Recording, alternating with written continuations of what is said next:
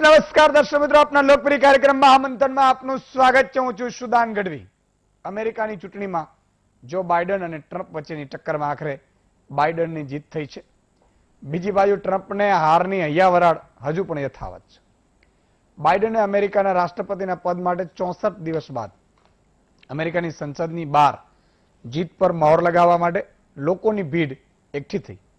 આ ભીડથી સાથે ટ્રમ્પના સમર્થકો હિંસા પર ઉતરી આવ્યા અને યુએસ કેપિટલમાં તોડફોડથી લઈને ફાયરિંગ સુધીની ઘટનાઓને અંજામ આપી દીધો. યુએસ કેપિટલની અંદર અને બહાર ટ્રમ્પના સમર્થકોનો જમાવડો જોવા મળ્યો અને આખા વોશિંગ્ટન ડીસી અને ન્યુયોર્કમાં ઉહાપો મચી ગયો.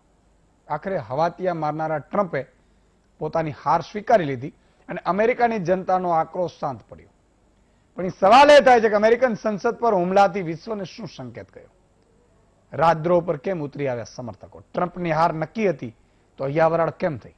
મહાસત્તા અમેરિકાને મહાકલંક કેમ લાગ્યો? સહિતના સવાલો પર છે આજનું મહામંથન. મારી સાથે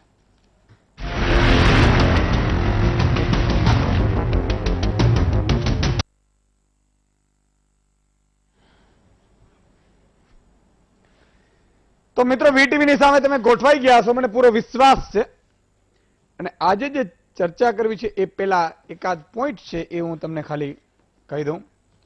નવસારીના વાંસદામાં એગ્રી બિઝનેસ એજન્સી સબસિડી વાળું ખાતર દમણમાં વેચતા હતા. દમણ અને દાદરા નગર હવેલી ને દીવ આ બધા કેન્દ્ર શાસિત પ્રદેશ છે.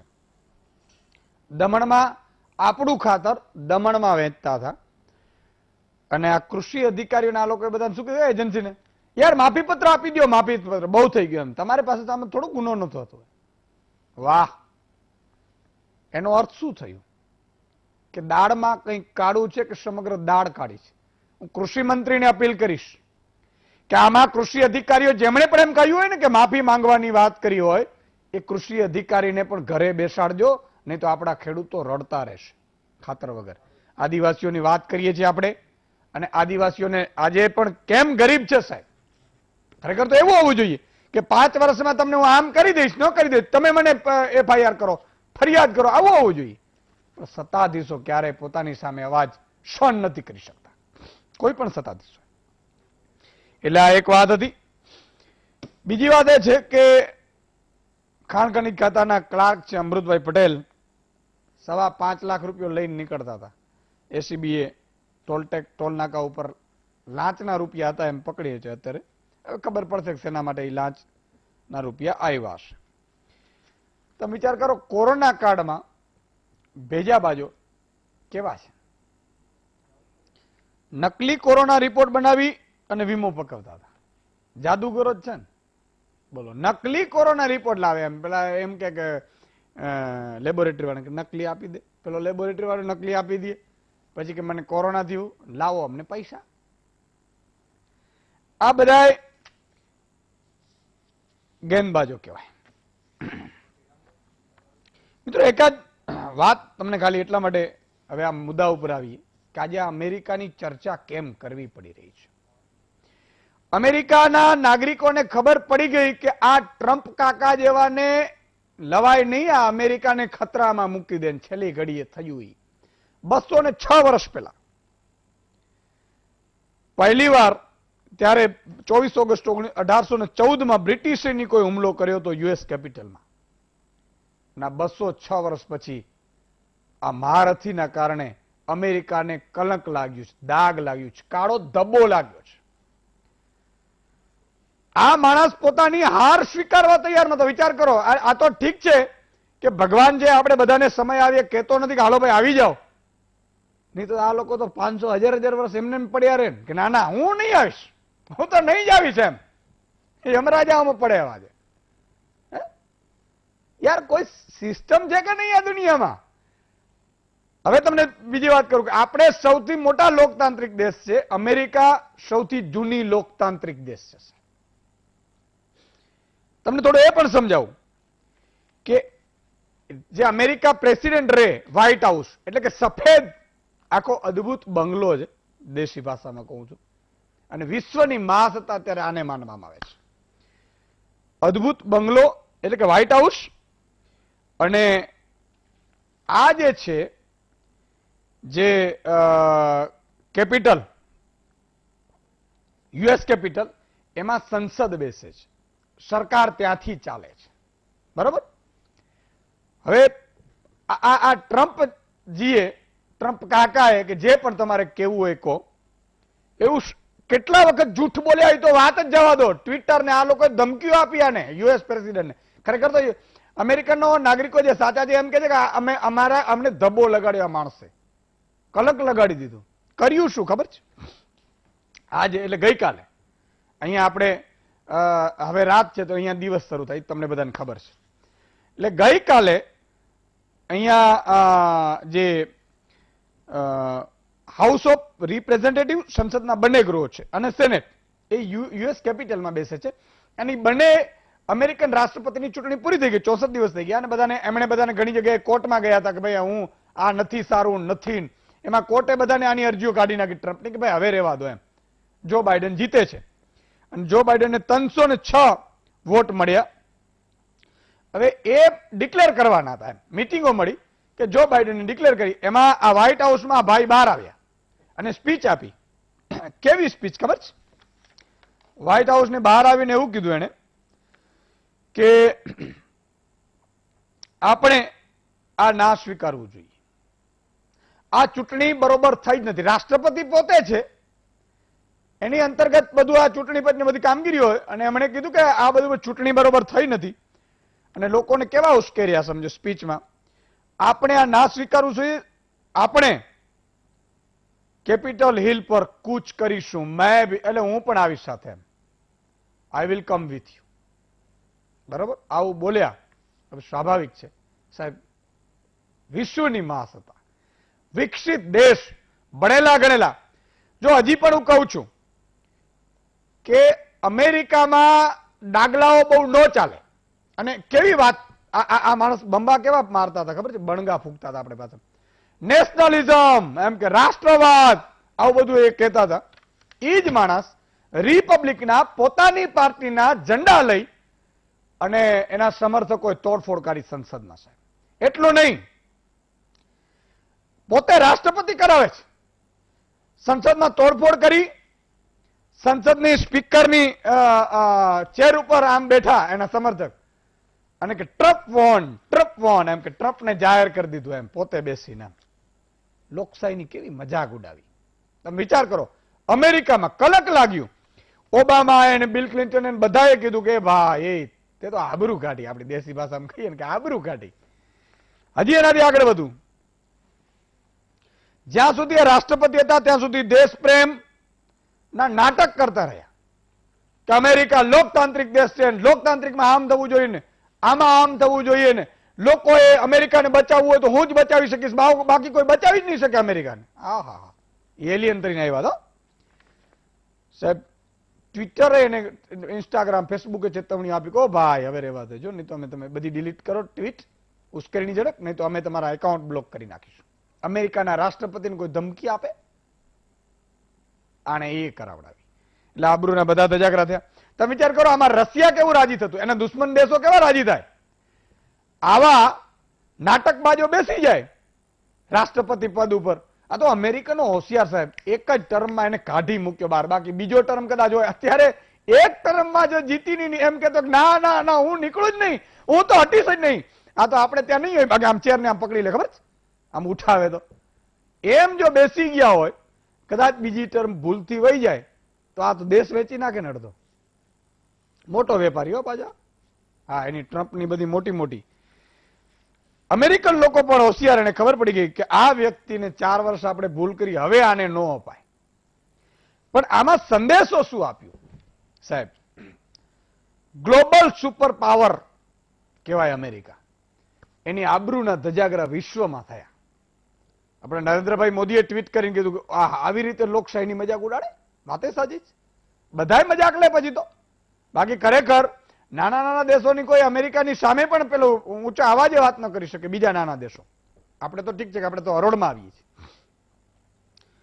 આનાથી એ વાત નક્કી સમજવાની, કોઈ પણ આપણે છે ને ધર્મ માનીએ, માતાજીને માનીએ, ઈશ્વરને માનીએ, ગીતાને માનીએ, ભગવાનને માનીએ, કૃષ્ણને માનીએ, જે પણ જેના ધર્મ હોય એ પ્રમાણે માનીએ. એ ધર્મમાં માનવાનું, એમાં કોઈ વાંધો નથી, આસ્થા રાખવાની. પણ તમે વ્યક્તિને જયારે તમે પૂજા કરો છો ત્યારે તમારા આ દિવસો આવે. આનો આ ટ્રમ્પના સમર્થકો અને ટ્રમ્પનો આ નમૂનો છે. વિશ્વની મહાસત્તા એને મોહ ના છૂટ્યો, એને એના સમર્થકોને ભીડવી દીધા. 4 લોકોના મોત થયા છે. 4 અમેરિકનમાં, 4 અમેરિકા લોકોના મોત. વિચાર કરો તમે. શું કામ ખબર છે? તમે એવા અંધ સમર્થક ના બનો, અંધ સમર્થક ના બનો, ક્યારેય કોઈ વ્યક્તિ ના બની. જે દિવસે તમે બનશો એટલે શું થશે? અંધ સમર્થક આપણે ધર્મના હોઈ શકીએ. હું માન લો માતાજીમાં માનતો હું, તો માં અંબાજીમાં માનતો, માં ઉમા કે ખોડલમાં કે કામઈ માતાજી કે નાગ, જેમાં પણ માનતા હોઈએ આપણે. શ્રીનાથજીમાં માનતા હોઈએ, ભગવાન કૃષ્ણમાં માનીએ, તો કૃષ્ણ આપણે એમ કહેવા આવે છે કે મારા માટે તું આમ કર? નથી કહેવા આવતો. તો એમાં મનાય. આ લોકોને આપણે એવી રીતે માનતા થઈએ ને એટલે આ લોકો આપણી વેતરી નાખ્યો કદ પ્રમાણે કે આ બરોબર, આની ઓકાત આટલી જ છે, અને આમ આ કામ કરાવો, બીડી નાખે. એટલે ક્યારે કોઈ દિવસ આવા અંધ ફોલોઅર્સ નહીં બનવાના, કોઈના પણ નહીં. તો એ દિવસો ગમે ત્યાં ગમે ત્યારે આવી શકે. અમેરિકામાં આવે તો આપણી શું હેસિયત છે? એક મારે નાનકડી વાંદરની, કપિરાજની એક સ્ટોરી કેવી છે. કપિરાજ હતા. આમ તો જંગલમાં સિંહનો રાજ હતું. સિંહ છે એ બધાને વ્યવસ્થિત લઈને ચાલતા હતા. એમાં એકવાર બધા ભેગા થયા કે ભાઈ આપણે બદલાવ લાવવું છે. બધા પક્ષીઓ, પ્રાણીઓની મીટિંગ બોલાવી. હાલો ભાઈ આપણે બદલાવ લાવવો છે કે ભાઈ રોજ આમ સિંહ જોઈ થોડો ઈ કેર જંગલમાં, યાર સિંહ જ રાજ કરે એટલે આપણે શું? એમ સસલાન આવ્યા ને કપિરાજો આવ્યા ને, તો શું છે? તો કે આપણે ચૂંટણી કરો. એટલે કે હાલો ચૂંટણી કરીએ. હવે વાંદરાની સંખ્યા વધારે હતી કપિરાજની. કપિરાજ સંખ્યા વધારે. આ હું મેસેજ આપવા માંગુ છું, કોઈ અપમાન આ તે ક્યાંય નેગેટિવ વિચારવાનું નહીં. એ પહેલી શરત આપણી. એ તો મારામાં, તમે તો આમ તો બધું સમજદાર છો, કેવું જ ન પડે. એટલે કપિરાજને બેસાડી દેવામાં આવ્યું. હવે કપિરાજ તો શું કરે? અહીંયાથી ત્યાં, ત્યાંથી ત્યાં ફર્યા કરે. કોઈ રજૂઆત લઈને આવે કે મને આમ કરે છે એટલે અહીંથી છલાંગ મારે, બીજે છલાંગ મારે. કારણ કે મત એના કપિરાજ ના હતા વધારે, એટલે ચૂંટાઈ કપિરાજ ગયા. પછી સિંહ નતો, કઈ ટોળા ન હોય બહુ, બીજા કોઈ આવી જ ન શકે. એટલે અંધાધૂંધી ફેલાવા માંડી જંગલમાં. કોઈ સસલું આવે ને, હરણ આવે ને, બધા આમ અલગ અલગ આવે એમ પ્રાણીઓ કપિરાજ પાસે કે મહારાજા આ મને આવી રીતે કરે છે, ખોટી રીતે આમ થાય છે, અંધાધૂંધી ફેલાય. કપિરાજ છલાંગ મારીને બીજે વયા જાય. એટલે પછી છેલ્લે મિટિંગ બોલાવવામાં આવી કે બધાએ કે ભાઈ આ બરોબર નથી ચાલતું યાર, ફરીથી મિટિંગ બોલાવો. સિંહ છે એ પાછળ બેઠા હતા. સિંહ છે એ પાછળ બેઠા હતા. અને પછી મિટિંગો કરી. એટલે કપિરાજને પૂછ્યું, કપિરાજ તમે નથી ચલાવી શકતા? તો કે જો સાચું કહો, આ મારું કામ જ રાજનીતિનો નથી, રાજ ચલાવવું મારું કામ નથી. આ તો તમે સંખ્યા વધારે હતી, મને બેસાડી દીધો જ્ઞાતિના આગેવાન તરીકે, તો હું કરું છું, બાકી મને કઈ આવડતું નથી એમ. એટલે પછી બધાએ કીધું, શું કીધું? તક છેલ્લે આમ સિંહ બેઠા હતા ને, તો ઓકે પાછળ બધા સિંહને આપી દો. એટલે સિંહે કીધું ભાઈ જોઈ લીધું બધાએ? ના ના, હજી ચલાવો જંગલમાં, કોઈ વાંધો નથી. તક ના ના, હવે અમારા રાજા તમે. એટલે સિંહે એક છીંક મારી કે તો સૌના કામે લાગી જાઓ અને ડિસ્ટર્બ કરવાનું બંધ કરજો, નહીં તો છોડીશ નહીં કોઈને. રાજ જંગલનો ફરીથી ચાલવા માંડ્યો. એટલે હંમેશા જ્ઞાતિ જાતિ આધારિત નહીં, ડેવલપમેન્ટ વિઝન શું છે, વિકાસ કોણ કરી શકે છે, એના ઉપર તમે જશો તો વાંધો ના આવે. એક પાર્ટીના કાર્યકર્તાઓને મારી હંમેશા વિનંતી હોય છે કે તમે દેશને સમર્પિત રહો, પાર્ટીને રહો. કેટલા પૂરતું કે બધા વર્તેમાં તમે પાર્ટીને સહયોગો આપતા રહેશો ને, તો પાર્ટી પણ એક જોખમી રૂપ થઈ શકે, બહુ જોખમી રૂપ થઈ શકે. એ ઇતિહાસ છે, એના દાખલા છે. એટલે આ બધી વાતો છે એ મારે આપને કેવી હતી. નવા ચૂંટાયેલા રાષ્ટ્રપતિ જો બાઇડન 20 જાન્યુઆરીએ શપથ લેશે. ટ્રમ્પે છેલ્લે સ્વીકારી લીધું અને એને માફી માંગીને પછી કે હાલો બધા કે આપણે એક આવું ન કરવું જોઈએ, પછી ઉશ્કેરા પોતે જો. એટલે તમને ખબર છે ઘણા બધા રેલીઓ આપણે કાઢે, હાલો આપણે રેલી કાઢવી છે, રેલી કાઢવી. તો કે એક કામ કરો, આ નેતાનો દીકરો આવ્યો હોય રેલીમાં? તો ના નથી આવ્યો. આ નેતાનો દીકરો આવ્યો તો ના નથી આવ્યો. એનો જમાઈ આવ્યો તો નથી આવ્યો. તો ઈ નથી આવતા તો અમે હું કામ ધંધે લગાડો? ભાઈ તમે જાઓ, તમારે મારે તમને એવા જાગૃત કરવા છે કે કોઈ વ્યક્તિ છે ને તમને મામૂ ન બનાવી જાય. આ બધા એની આખી છે. અને આજે જે મને ગાળો આપતા હશે ને એ લખી આજની ડેટ, 2 વર્ષ પછી એ જ લોકો એમ કહેશે કે તમે ઈસુદાનભાઈ સાચા હતા, અમે ખોટા હતા, એવું કહેશે. લખી રાખજો, કારણ કે મારું તો નિસ્વાર્થ ભાવનો પ્રેમ છે. એટલે ન્યુઝીલેન્ડના પ્રધાનમંત્રી, બ્રિટનના પ્રધાનમંત્રી, ઓસ્ટ્રેલિયાના પ્રધાનમંત્રી, જર્મનીના, નાઇજેરિયનના બધા લોકોએ, કેનેડાના, કે આ હોય દેશદ્રોહ છે, આ તો આવું હોય તો સારું થયું કે અમેરિકામાં તો આ બધું સમૂહસૂત્રો હાલે છે, બાકી આ ખાલી ન કરે તો. આ બધા મુદ્દા ઉપર ચર્ચા કરવી છે. ફોન લાઈન પર ખોલીશું. આપણી સાથે 6 મહાનુભાવો, 5 અત્યારે દેખાય છે, 5 જોડાયા છે, 6ઠા હમણાં જોડાશે આપણી સાથે. જગદીશભાઈ વ્યાસ છે, અમેરિકન નાગરિક છે. સરસ્વતી ચંદ્ર આચાર્ય પત્રકાર છે. હિરેનભાઈ કોટક રાજકીય વિશ્લેષક છે. મનસ્વી થાપર રાજકીય વિશ્લેષક છે. સુધીરભાઈ શાહ એડવોકેટ છે. 5 મહાનુભાવો જોડાય છે અને હજી પણ 6ઠા જોડાશે અને વચ્ચે વચ્ચે તમને પણ ફોન લાઈનમાં લેતા રહેશું. પણ આ કહાની દિલચસ્પ એટલા માટે છે કે અમેરિકા જેવા દેશમાં ટ્રમ્પ જેવા વ્યક્તિએ સત્તા માટે થઈ અને એની જ સંસદ, અત્યારે તો એના જ કબજામાં છે, એના જ ઘર ઉપર જો હુમલા કરાવતા હોય તો આ કેટલી મોટી લાલચ છે સાહેબ સત્તાની. અને જે વ્યક્તિઓ સત્તાની લાલચમાં નીકળ્યા હોય એ તમારું ને મારું જિંદગીમાં ભલું ન કરે સાહેબ. સત્તાને ત્યાગ કરી શકે એ જ તમને મને કંઈક આપી શકે. સત્તાને ઝૂંટવી શકે ને એ તમને મને ક્યારે આપી ન શકે. અને એ તમને મને હંમેશા ભડકાવ્યા રાખશે, ખો મેસેજોમાં વાયરલ કર્યા ને તમને મારી માનસિકતા બદલતા રાખશે. અને છેલ્લે એવી વસ્તુ આવશે કે આપણે કપડાં પહેરવાના નહીં રહે જો આવા અંધ સ્થિતિમાં આપણે આલીશું તો. આ મહામંથન એટલા માટે છે અને તમામ લોકોને હું સમર્પિત કરું છું જે લોકો ભારતના સંવિધાનને માને છે, ભારતના સાચા દેશપ્રેમીઓ છે. કોઈ પાર્ટીના અમુક વ્યક્તિના એ નહીં હો, એ દેશપ્રેમ હોય તો વાંધો નહીં, દેશપ્રેમ 2 પ્રકારના હોય. એટલે એ વાત છે. તો જગદીશભાઈ, તમે તો અમેરિકન નાગરિક છો. અમેરિકનમાં સંસદમાં આજે યુએસ કેપિટલ ઉપર આ થયું અને 206 અને એ પણ રાષ્ટ્રપતિ દ્વારા, અને આજે કલંક પણ લાગ્યું, ધબ્બો પણ લાગ્યો. અને આવી લાલસા ટૂંકમાં લાલચ એ સત્તા માટે અને હાર જ ન સ્વીકારીને છેલ્લે પછી હાર સ્વીકારવી પણ આખા વિશ્વમાં આબરૂનું ધોવાણ તો થયું છે. એમ શું કહેશો? ઈશ્વરભાઈ અને ટીવીનો આભાર માનું છું કે આ એક ઇન્ટરનેશનલ ઇસ્યુ ને સારી રીતે આજે રજૂઆત કર્યો છે. અમેરિકન નાગરિક તરીકે હું ખરેખર શરમ અનુભવું છું આજના કાળા દિવસે, ઇતિહાસનો કાળો દિવસે. એ પહેલા એક સારા સમાચારથી શરૂઆત કરું. બિલકુલ. કે નીરજ અંતાણી ઓહાયોના એક નાગરિક છે, આપણા ગુજરાતી સમાજના ખૂબ જ અગ્રગણી છે. એ સેનેટર તરીકે ચૂંટાઈ આવ્યા છે અને એમણે ઓથ લીધા એટલા માટે કે પહેલી વખત કોઈ ભારતીય નાગરિક અમેરિકાના સેનેટ ચૂંટ્યા છે, સેનેટર તરીકે ચૂંટાયા છે. એ બહુ જ ગર્વની વાત છે અને એમણે ખરેખર ડિઝર્વિંગ છે અને લેન્ડસ્લાઇડ વિક્ટરીથી પોતે જીત્યા હતા અને એમને ખૂબ અનુભવ આપવું. બીજા એક જરાક દુઃખના સમાચાર છે કે મેહુલભાઈ વશી, અમારા એટલાન્ટાના એક મોટેલિયર મેનેજર, એમને રિપેરિંગ ચાલતું હતું ત્યારે એક અશ્વેતભાઈની સાથે એમને બોલવાનું થયું. એમાં અશ્વેતભાઈએ એમનું ખૂન કરેલું છે. એ મેહુલભાઈ વશી, એમનું ફેમિલી નવસારીનું છે. એમને અમે આ રીતે સાંત્વના અનુભવીએ છીએ. વી એક્સટેન્ડ અવર કોન્ડોલન્સીસ. હવે વાત આવી આ કાળો દિવસ, ખરેખર શરમની વાત છે. અને જેમ આપણે કહ્યું કે છેવટે ડોનાલ્ડ ટ્રમ્પ માની ગયા નથી, એમને માનવું પડ્યું છે. હકીકત એવી થઈ છે કે સેનેટના ત્યાંના ચૂંટાયેલા રિપબ્લિકન સેનેટરો, સિનિયર્સ, કે જે લોકો they are known as American gentleman, વર્ષોથી ચૂંટાતા આવ્યા છે અને દરેક રાજ્યમાં 2 સેનેટર હોય. તો ઘણા રાજ્યોમાં વારંવાર ચૂંટાતા આવ્યા છે, ખૂબ સારું થયું છે.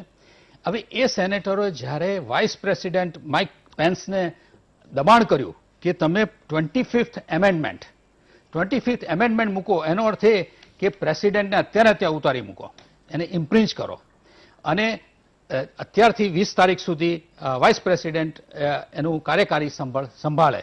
આટલું બધું દબાણ આવ્યું. માઇક પેન્સે પોતે સેનેટની અંદર ડિક્લેર કર્યું કે જે થઈ રહ્યું છે ખોટું છે. એમણે ડોનાલ્ડ ટ્રમ્પનો ઇનડાયરેક્ટ પોતાનું સમર્થન પણ વાપસ લઈ લીધું છે. એમાં ડોનાલ્ડ ટ્રમ્પે એમને એક ખરાબ શબ્દોમાં પણ એમને કહેલું છે કે એ વફાદાર નથી પ્રેસિડેન્ટને કે પાર્ટીને. એટલે આટલું બધું થયું ત્યાર પછી ના છૂટકે ડોનાલ્ડ ટ્રમ્પે સ્વીકારવું પડ્યું કે એકલા પડી ગયા છે. અને જુનિયર બધા સિનિયર સેનેટરો, કારણ કે રિપબ્લિકન પાર્ટી એક બહુ જ રિસ્પેક્ટફુલ પાર્ટી છે અને એમની જ્યારે પોતાની આબરૂ ખરડાય તો ઓબ્વિયસલી એ લોકોએ સ્ટેપ અપ કરવું જ પડે. અને એ એમના માટે આ 2 વીકનો જ સમય છે કે પોતાની જાતને પ્રૂવ કરવું પડે કે ભાઈ પાર્ટી સારી છે, અમારો પાર્ટીનો હીરો આવો નીકળ્યો છે. એટલે એક બહુ જ અગત્યની વાત થઈ જાય છે કે રિપબ્લિકન પાર્ટીએ આ રીતે કરવું પડે. હવે આ જે થયું એ એકચ્યુઅલી લોકતંત્ર મંદિર જેને કહીએ આપણે, એ સેનેટનો કબજો કરવો, અને તે પણ ડોનાલ્ડ ટ્રમ્પે પોતે ઇન્સ્ટિગેટ કરેલું છે. આજે દુનિયામાં બધી જગ્યાએ દેખાવા થતા હોય છે અને એ કોઈ નવીની વાત પણ નથી, ડેમોક્રેસીમાં એક અધિકાર છે. પણ જ્યારે Donald Trump president of United states કે જે એમ કહેવાય કે ઇઝ અ ફાઇનલ મેન, તો એ માણસ ઇન્સ્ટિગેટ કરીને કહે કે આપણે દેખાવો કરીએ, આમ કરીએ, તેમ કરીએ. એના દેખાવકારોમાંથી કેટલા લોકો ગન લઈને આવ્યા હતા અને એમણે જાહેરમાં ગન આપેલી છે. ઘણા બધા ફોટા પણ ડિક્લેર થઈ ગયા છે ઓલરેડી. અને સેનેટની અંદર તો પુષ્કળ કેમેરા હોય એટલે કે ખૂણા બધાથી ડિટેલ આવી ગઈ છે. એટલે એ જે થયું એ દેખાવો નહોતો, એક હુલ્લડ હતું અને એક દેશદ્રોહ તરીકે કહેવામાં આવ્યો છે. જો બાઇડન પોતે દેશદ્રોહ શબ્દ વાપરે એની શરૂઆતમાં જ એક બહુ જ શરમજનક કહેવાય.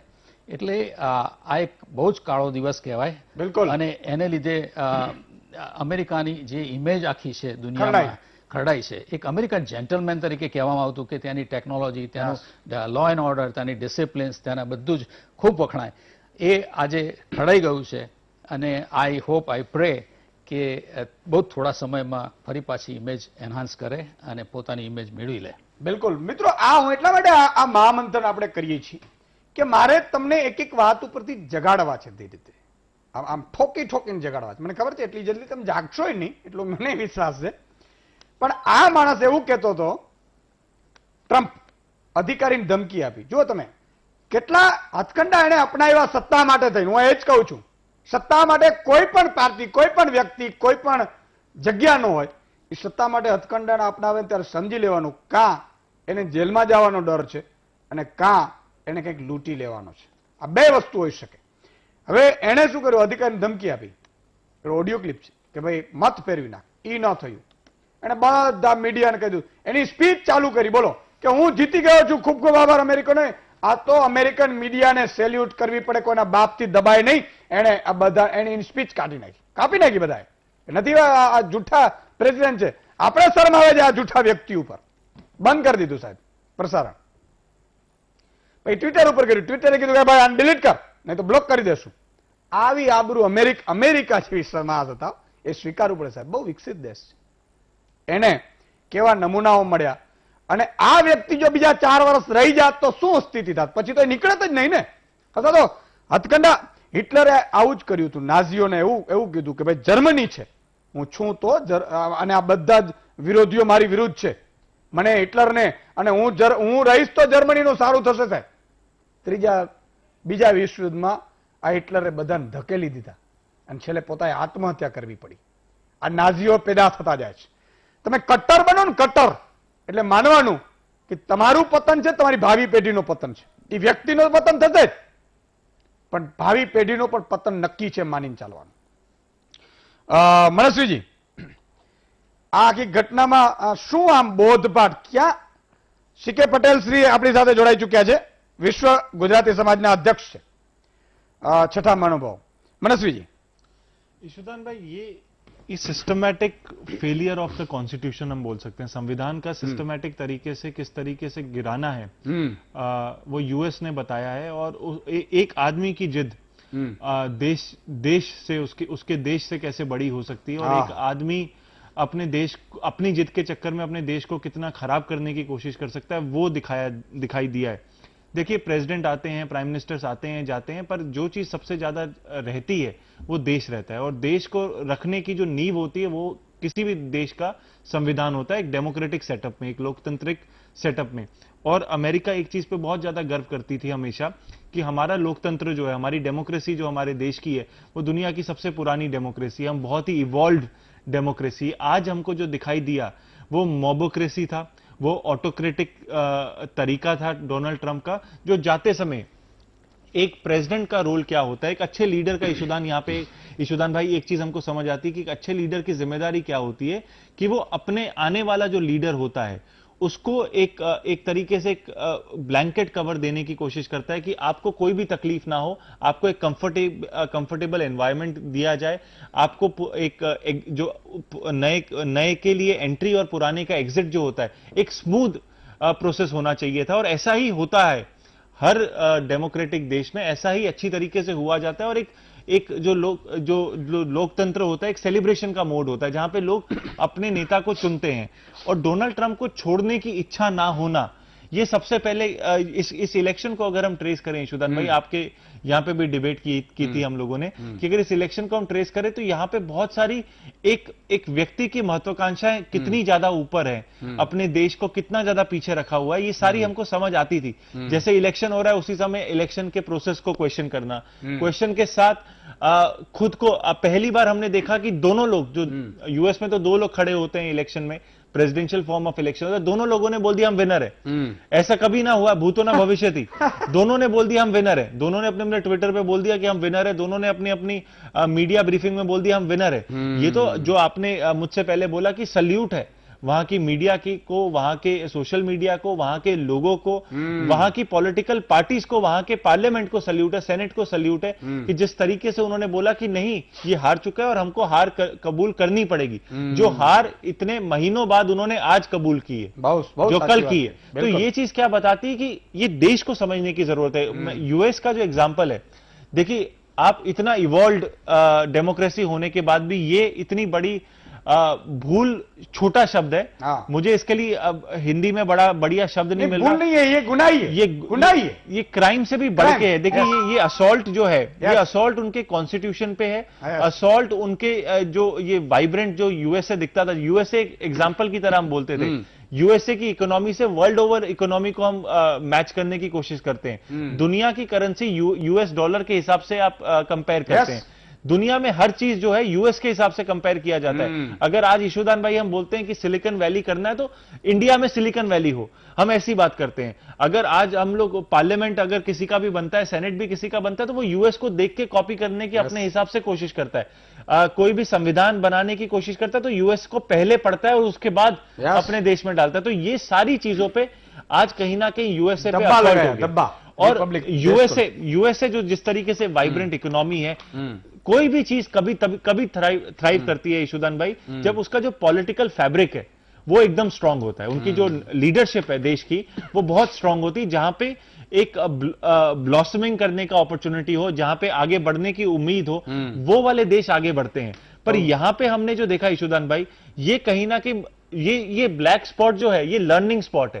ये एक लर्निंग कर्व की तरफ बढ़ेगा जहां पे दुनिया की डेमोक्रेसी को समझना है कि इस तरह की हमको बिल्कुल नहीं बननी है। अगर बनते हैं तो उसको फटाफट खत्म करना है। देखिए बन तो गए थे 4 साल पहले, उसको खत्म करने की जरूरत थी। अमेरिकन पीपल को अभिनंदन देना चाहिए। मैं बोलता हूं दोबारा ये अगर चुनाव ये जीत जाता तो अमेरिका की क्या हाल करता, पता नहीं चलता कि देश का विकास कर रहा है कि विनाश कर रहा है। तो इसलिए मैं सल्यूट क्या करता हूं, ये सल्यूट करता हूं अमेरिकन लोगों को। उन्होंने क्या बोला था, मैं ट्रंप ने क्या बोला था कि लेट्स मेक अमेरिका ग्रेट। उनका 4 साल पहले स्लोगन यही था। और जाते समय उन्होंने किस तरीके से ये ग्रेटनेस है अमेरिका की आज उन्होंने दिखाई है। तो आज हमको समझ ये पड़ती है, देखिए इससे क्लियर समझ पड़ती है बोलने और करने में एक फर्क। बोलने और करने का फर्क, और जो बोलता है जरूरी नहीं वो काम करेगा। हमारे को ये समझना, इसलिए मैं कांग्रेचुलेट करता हूं, मैं अमेरिकन लोगों को कांग्रेचुलेट करता हूं। उन्होंने सही चुना और आज इससे समझना पड़ेगा सारी दुनिया की डेमोक्रेसीज को कि हम ऐसा इलेक्शन ना करें कि बाद में जो हमको राजा चुनते हैं, देखिए प्रधानमंत्री प्रेसिडेंट की बात नहीं, राजा ही होता है। फिर तो ये राजा ही होता है जो इतने महलों में रहते हैं, ये वापस जाना ना चाहे, अपनी पावर को छोड़ना ना चाहे और देश को पीछे छोड़ दे। Yes. सोच समझ के वोट करें, हमेशा वैसे। બહુ સાચી વાત કરી. એમણે એવું કીધું કે મેં પેલા જ કહ્યું ને કે માં અંબાને માનતા હોઈએ તો અંબાજીમાં આપણે કહેવા નથી આવતી કે મને વોટ કરજો. સમજજો તમે. કારણ કોઈ વ્યક્તિની પૂજા ન થવી જોઈએ. જે દિવસે વ્યક્તિની પૂજા થાય ત્યારે આસારામ થાય. હા, ધર્મમાં. હા, એ મહિલાઓને એમ કહેતા હતા કે પ્રસાદ લઈ લો. જો સમજજો તમે. અને પગ ચંપી કરાવે. આ સ્થિતિ હતી. આજે પણ એના ભક્તો હશે, નહીં હશે તો નહીં, આ સૃષ્ટિનો નિયમ છે. પણ તમારે ને મારે એમાં ભક્ત નથી થવાનો. સમજો. મહામંત્ર ને ઈસુદાનભાઈનો એક જ સૂત્ર છે સાહેબ, તમે જાગો, પણ ક્યાંથી? તમારા ઘરથી જાગો.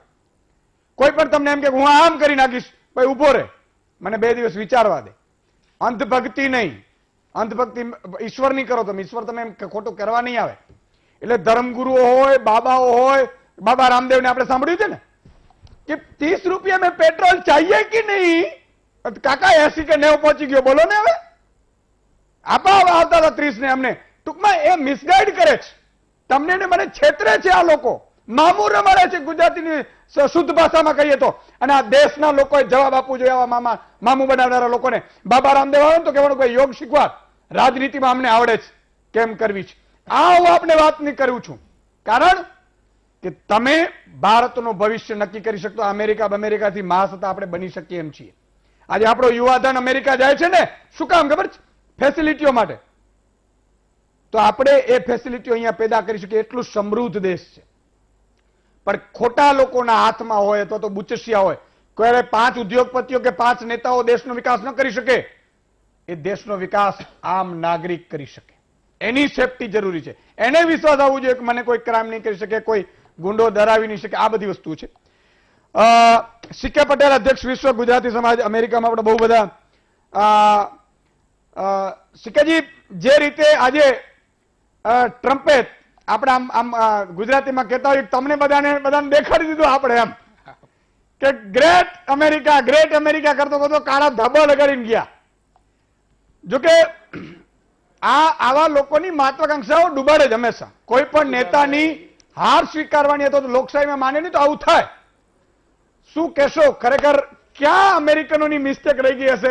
કયા શબ્દના ઝાંસામાં અમેરિકનો આવી ગયા હશે કે જેમાંથી છેલ્લે એમણે એક એવો ધબ્બો કે જ્યાં ખરેખર એ બુજાઈ નહીં શકે 206 વર્ષ પછી.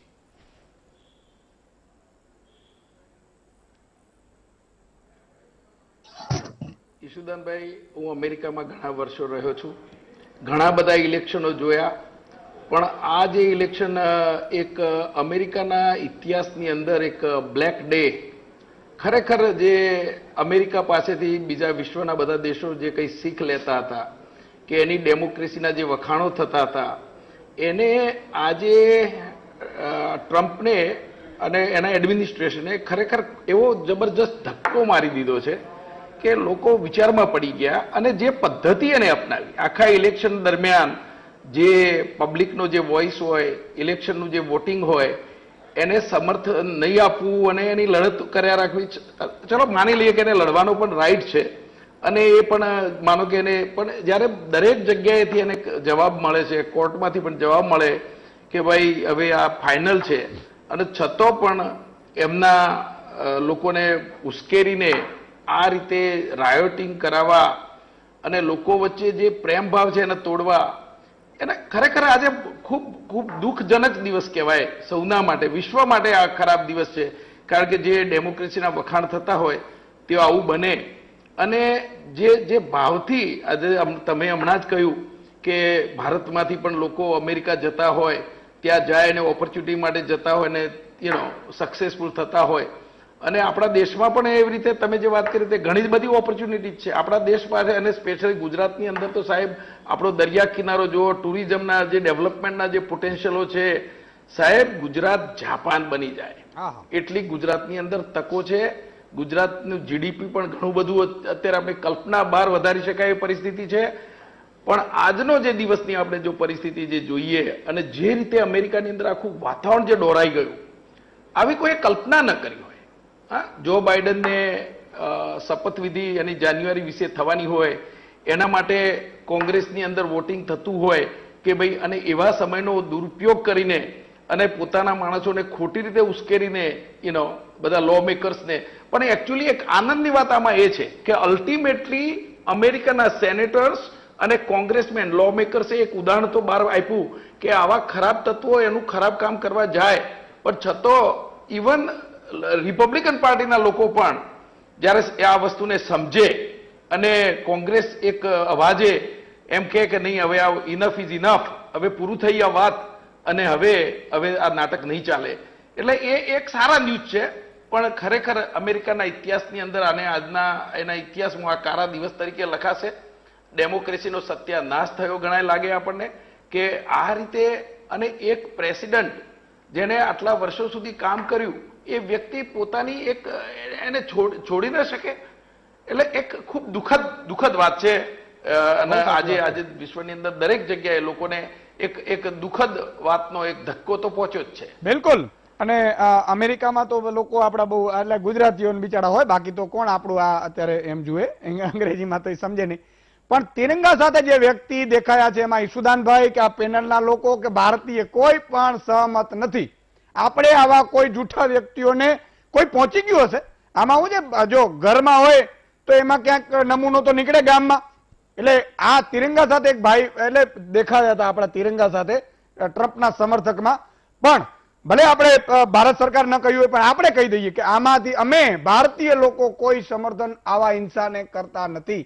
એટલે એ બાબત બહુ ક્લિયર છે, કારણ કે એ ઠરાવ મહામંથનમાંથી થઈ ગયું, બરાબર ને? આપણે બધા સહમત છીએ આ ઠરાવમાં. એટલે સુધીરભાઈ શાહ પણ જાણીતા વકીલ આપણી સાથે છે.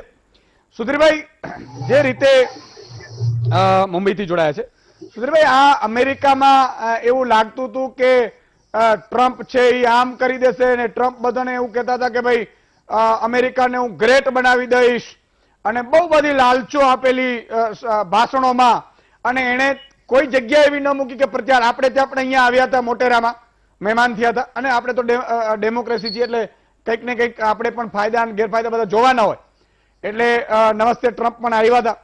પણ આવા વ્યક્તિ નીકળશે એ રિપબ્લિક પાર્ટીને આજે ખબર પડી. એની પોતાની પાર્ટીના સાંસદે એવું કીધું કે અમે આ કૃત્યને વખોડીએ છીએ, આ નમૂનો અમારે ત્યાં આવ્યો એ અમને ભૂલ છે. એટલે એક વાત સ્પષ્ટ છે કે એમણે એ સ્થિતિમાં લાવ્યું કે ડેમોક્રેસીમાં ગમે ત્યારે આવું થઈ શકે. સુધીરભાઈ, ટ્રમ્પે જે ગઈકાલે કૃત્ય કર્યું એમાં નવાઈ પામવા જેવું નથી. વર્ષ 2018માં એમની એક પુસ્તક બહાર પડેલું fear, Trump in the white house, અને એમાં એવું એમને ચોખ્ખું લખ્યું છે કે રિયલ પાવર ઇઝ ફિયર. ખરી સત્તા બીકમાં છે. અને ગઈકાલે એમને જે કૃત્ય કર્યું એ એમણે લોકોમાં, અમેરિકામાં, અમેરિકન સેનેટરોમાં, કોંગ્રેસમેનોમાં બીક ફેલાવવા માટે કર્યું છે. પણ એ એમની બીક ફેલાવવામાં સફળ ન થયા. ઉલટાના 4-5 એમના સમર્થકોના જાન ગયા અને એમણે પીછેહટ કરવી પડી. ટ્રમ્પ આજથી 4 વર્ષ પહેલા જ્યારે અમેરિકાના પ્રેસિડેન્ટ થયા ત્યારે એમણે બધી બહુ મોટી વાતો કરેલી, પણ પહેલા દિવસે જ એમણે મુસ્લિમ બાન લાવ્યો. પછી એમણે કીધું કે આફ્રિકનોને આફ્રિકનો એ લોકો એમને એકદમ હલકા ગણ્યા. એશિયનો, આપણા ભારતીયોને માટે પણ એમને તિરસ્કાર હતો. એ બધા ઉપર એમને બાન મૂક્યો. અહીંયાથી જે હજારોની સંખ્યામાં અમેરિકામાં કામ કરવા જતા કોમ્પ્યુટર પ્રોફેશનલો, ડોક્ટરો, એમને આવતા અટકાવ્યા. એમને આ COVID-19 વાનું મળ્યું એટલે એક પછી એક ઓર્ડરો બહાર પાડીને, પ્રેસિડેન્શિયલ ઓર્ડરો બહાર પાડીને લોકોને અટકાવ્યા. છેલ્લે જ્યારે હવે આ 20મી જાન્યુઆરીએ જવાના છે ત્યારે 31મી ડિસેમ્બરે હેપી ન્યૂ યર કરવાને બદલે એક નવો ઢંઢેરો બહાર પાડ્યો કે મેં જે આગલા ઢંઢેરા ફૂટેલા છે એ 30મી માર્ચ સુધી ચાલુ રાખવું. આમ એ અળખામણા બની ગયા.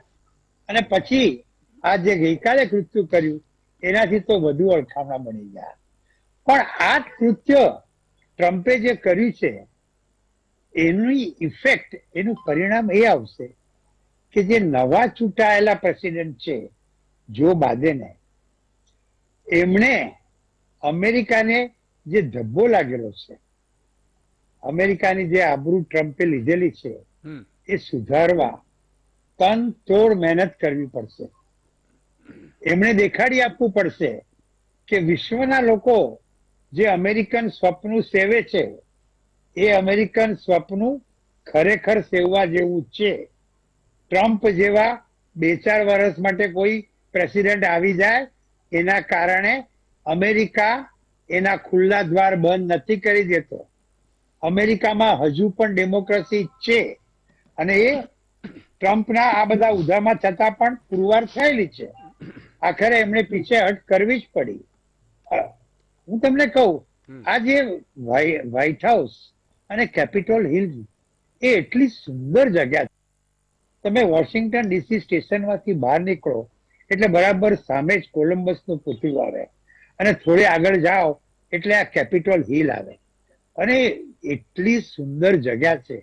હવે આવી જગ્યામાં આવી મારપાડ કરવાની અને એ પણ ખોટા કારણોસર. એટલે ટ્રમ્પે જે કર્યું છે એ કાર્ય તો બિલકુલ અમેરિકાને લાંછન લગાડનારું છે, પણ એના થકી નવા પ્રેસિડેન્ટની જવાબદારી બહુ વધી જાય, ખૂબ ખૂબ ખૂબ વધી જવાની છે. એમણે અમેરિકાએ જે આબરૂ ખોઈ છે, પ્રેસિડેન્ટ ટ્રમ્પે અમેરિકાની જે આબરૂ ગુમાવી છે, કારણ કે વિશ્વમાં 2 પ્રકારના લોકો હશે. કોઈક ટ્રમ્પના સમર્થકો હશે તે કહેશે કે ના ના એમને સારું કરેલું છે, સાચી વાત છે, આ તો જો બાઇડને કંઈક ખોટું કર્યું છે, નહીં તો આટલા બધા હજારો લોકો રસ્તા પર કેમ ઉતરી આવે, આવી ધમાલ કેમ કરે, એટલે નક્કી કંઈક સારું હશે એવું પણ કહેવા વાળા હશે.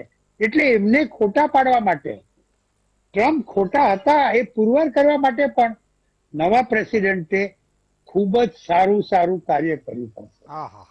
અને આપણે એવી આશા રાખીએ કે અમેરિકાના નવા પ્રેસિડેન્ટ એની જે આબરૂ, અમેરિકાની આબરૂ ડોનાલ્ડ ટ્રમ્પે ખોયેલી છે એ પાછી લાવે, અમેરિકાને ફરીથી એક ઇમિગ્રન્ટોનો દેશ દેખાડે.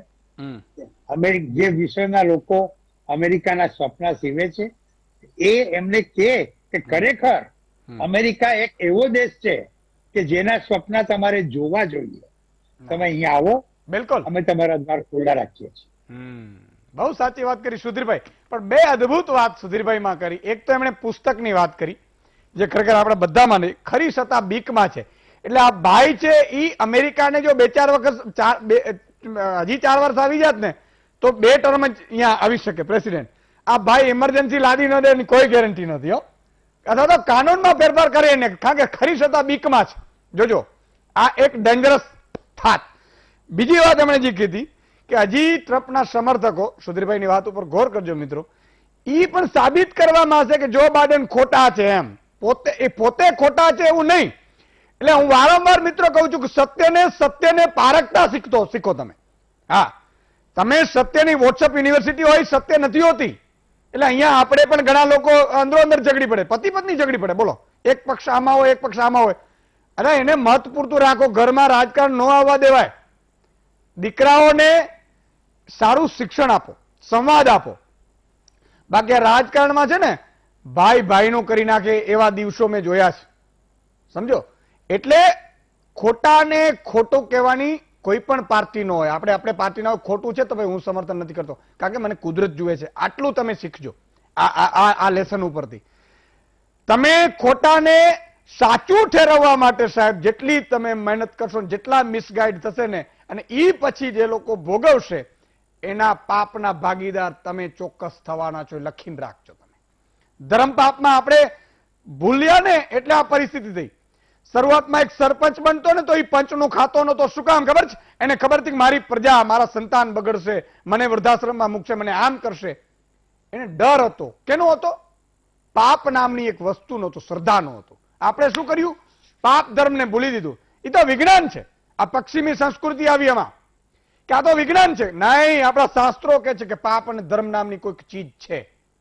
આપણે ડર એનો હોવો જોઈએ, કાયદા કાનૂનથી કોઈ ડરે નહીં. પણ એને અંદરથી એમ ડર લાગે હું આ ખોટા વ્યક્તિને સપોર્ટ કરી રહ્યો છું અને કાલે આના કારણે કંઈક નુકસાન દેશને કે રાજ્યને કે જિલ્લાને તાલુકાને થાય, ગુંડા અને બુટલેગરને હું સપોર્ટ કરું છું તો એનો ભાગીદાર હું થઈશ. એ તો ગુંડો છે, 5 લોકોને મારી નાખશે, તો એ હત્યાના ભાગીદાર તમે પણ થશો. આ બહુ જ સમજવા જેવી વાત છે. ઉતારો તો ઠીક છે, નહીં ઉતારો તો કાંઈ વાંધો નહીં, 2 ગાળો મને ભાંડી દેજો. એક નાનકડા વિરામ બાદ આવી છે, ક્યાંય જતા નહીં. વિરામ બાદ દર્શક મિત્રો ફરીથી આપનું સ્વાગત છે અને 2 મહાનુભાવ બાકી છે, એમને પણ લઈ લઈએ. સરસ્વતીચંદ્ર આચાર્યજી. જી યશુદાનભાઈ, આપે બહુ સરસ રીતે સમજાવ્યું કે જ્યારે દેશ કરતા વધારે મહત્વ પાર્ટીને આપવામાં આવે, દેશ કરતા વધારે મહત્વ વ્યક્તિને, નેતાને આપવામાં આવે ત્યારે કેવા ગંભીર પરિણામો આવી શકે છે. આ તમામ દુનિયાના લોકશાહી દેશોના નાગરિકોએ સમજવાની જરૂર છે, કેમ કે જનતંત્રમાં કેન્દ્રમાં જનતા હોય છે. જનતાનું હિત, જનતાનો નિર્ણય સર્વોપરી હોય છે. કેમ કે જ્યારે ચૂંટણી થાય અને પરિણામો ઘોષિત થાય ત્યારે આપણે જોયું છે કે હારેલો ઉમેદવાર પણ જીતેલા ઉમેદવારને શુભકામના આપતો હોય છે અને એક ઉલ્લાસભર્યા વાતાવરણમાં, જેને કહીએ રેડ કાર્પેટથી, નવો ચૂંટાયેલો ઉમેદવાર છે એ સત્તાના સૂત્રો ગ્રહણ કરતો હોય છે. પણ અહીંયા તો બ્લડબાથ, લોહિયાળ વાતાવરણમાં જો બાઇડન સત્તા ગ્રહણ કરશે એવું લાગે છે. અને એના માટે ખાસ કરીને રિપબ્લિક પાર્ટીની અને એના નેતા વ્હાઇટ સુપ્રીમસી જે ટ્રમ્પે આપેલી કે એન્ટી ઇમિગ્રન્ટ પોલિસી અને અમેરિકા ફર્સ્ટ નો તીવ્ર આગ્રહ, આ બધા એક એવું ડેડલી કોમ્બિનેશન ઊભું કર્યું કે એના એક ભલે ઓછી સંખ્યામાં છે પણ જે સ્ટ્રોંગ સપોર્ટર્સ છે એમણે આખું વાતાવરણ દોડી નાખ્યું. મારી કામગીરી અમેરિકામાં મેં કરી છે, દરમિયાન અનેક રાજ્યોમાં, જુદા જુદા શહેરોમાં મારે જવાનું થયું અને મેં જોયું છે કે ત્યાં સામાન્ય નાગરિકો અભિવ્યક્તિની આઝાદીમાં માને છે. લોકશાહીના મૂલ્યોને એમણે અપનાવેલા અને પચાવેલા છે. અને અત્યારે એમના કારણે જ અમેરિકાએ ચાઇના બનતું અટકી ગયું. ચીનમાં શી જિનપિંગે પોતાને લગભગ તો આજીવન માટે અધ્યક્ષ નિમી દીધા છે. અમેરિકા રશિયા બનતું અટકી ગયું. પુતિને પોતાની સત્તાના જોરે, વ્લાદિમીર પુતિને પોતાને લાંબુ એક્સટેન્શન આપી દીધું છે. આવું કદાચ અમેરિકામાં પણ ટ્રમ્પ કરવા માટે જઈ રહ્યા હતા અને એ બનતું અટકી ગયું છે.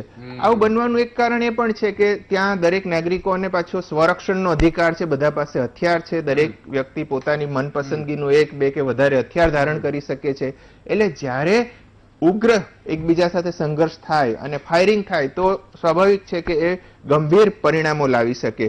દુનિયામાં આપણે જોયું છે કે ક્યાંય પણ અમેરિકાને એવું લાગે કે અહીંયા અમારી દ્રષ્ટિએ લોકશાહી ખતરામાં છે કે યોગ્ય નથી થઈ રહ્યું, તો અમેરિકા પોતે સેના ઉતારી દેતું હોય છે. આપણે વિયેતનામમાં જોયું છે, ઈરાકમાં જોયું છે, લિબિયામાં જોયું છે, અફઘાનિસ્તાનમાં જોયું છે. પણ અત્યારે પોતાના દેશમાં જ લોકશાહીની આવી ગંભીર હાલત થઈ છે, તો એના માટે ટ્રમ્પ જવાબદારી લેશે. જે 4 નિર્દોષ નાગરિકોના મૃત્યુ થયા છે, તો એના માટે ટ્રમ્પ સામે કામ ચાલશે? આ એક બહુ મોટો પ્રશ્ન છે. બહુ સાચી વાત કરી. તમારી વાતમાંથી એક બહુ સાચું નીકળ્યું કે ચીન છે એને શી જિનપિંગ આવી ગયા, આજીવન કરી નાખ્યું. રશિયા, પુતિન આજીવન કરી નાખ્યું. આમાં 4 વર્ષ જીતી જાત તો 4 વર્ષ પછી બીજો ટર્મ આવી ન શકે, નક્કી આ માણસે આજીવન કરી જ નાખ્યું હોત. અને લોકશાહીનો સાહેબ, કારણ કે આ મહાસત્તાઓ જયારે આજીવન એક વ્યક્તિ કરી નાખે ને, પછી એ પોતે ધારે કરે ને પછી મલ્ટીનેશનલ કંપનીઓ છે ને એ આવી થઈ જાય, ઉદ્યોગપતિઓ આવી થઈ જાય. એક કંપનીનો કારણ કે પોતે બિઝનેસમેન છે એટલે પછી દેશના નાગરિકોનું કઈ આવે જ નહીં, બધું વેચાતું લઈ લેવાનું હોય. એટલે આ સ્થિતિ બચતા રહી ગઈ. અમેરિકન નાગરિકોને સેલ્યુટ કહેવાય. હિરેનભાઈ, આપણે ભારતીય તરીકે આ ઘટનામાંથી ગૌરવ શું લેવાનું છે એની ખાસ વાત કરવી છે મારે. કે વિશ્વની સૌથી જૂની લોકશાહી કરતા વિશ્વની સૌથી મોટી લોકશાહી ચડિયાતી સાબિત થઈ. આપણા આઝાદી પછીના જેટલા પણ રાજકીય પક્ષો, જેટલા પણ નેતાઓ છે, એ જ્યારે પણ ચૂંટણીના પરિણામો આવે ત્યાં સુધી જેટલું બાખડવું હોય, લડવું હોય, કહેવું હોય એ બધું કરી લે.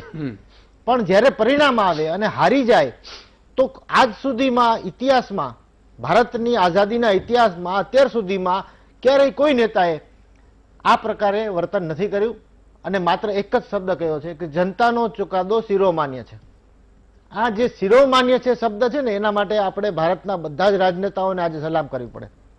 આ એક બહુ મોટી બાબત છે અને આ સ્વીકાર નથી કરતા જે ટ્રમ્પ આજે ભલે એને કર્યું છે પણ એ કમને કર્યું છે, આપણે સૌ જાણીએ છીએ, જે પ્રેશર આવ્યું ને કારણે. પણ એક બહુ મોટી ભૂલ પણ થઈ ગઈ છે જેવી રીતે આપણે અહીંયા વાત કરી છે એવી રીતે બધા મીડિયામાં અમેરિકામાં પણ વાત થઈ રહી છે કે જે કંઈ હુમલો થયો, આ હુમલો જ કહેવાય દેખાવકારો દ્વારા, એના કારણે એક જે આપણે હમણાં શબ્દ શોધી રહ્યા હતા ટ્રીઝન, એનો જે સ્વદેશી શબ્દ છે એ રાજદ્રોહ આપણે ત્યાં પ્રચલિત છે, એ રાજદ્રોહનો કેસ થઈ શકે છે. અને જો રાજદ્રોહનો કેસ થાય છે ટ્રમ્પ ઉપર તો આજીવન કારાવાસ પણ ભોગવવાનો વારો આવી શકે છે ટ્રમ્પને. આ એક બહુ મોટી બાબત છે. બિલકુલ. ભારતના ઇતિહાસની બીજી એક બાબત અત્યારે ઈશુદાનભાઈ ધ્યાનમાં લેવા જેવી એ છે કે ભારતના ઇતિહાસમાં સંસદ કે કોઈ પણ વિધાનસભામાં પણ આ પ્રકારે દેખાવો નથી થયા ક્યારેય. આ એક આપણા માટે ગૌરવ લેવા જેવી બાબત છે.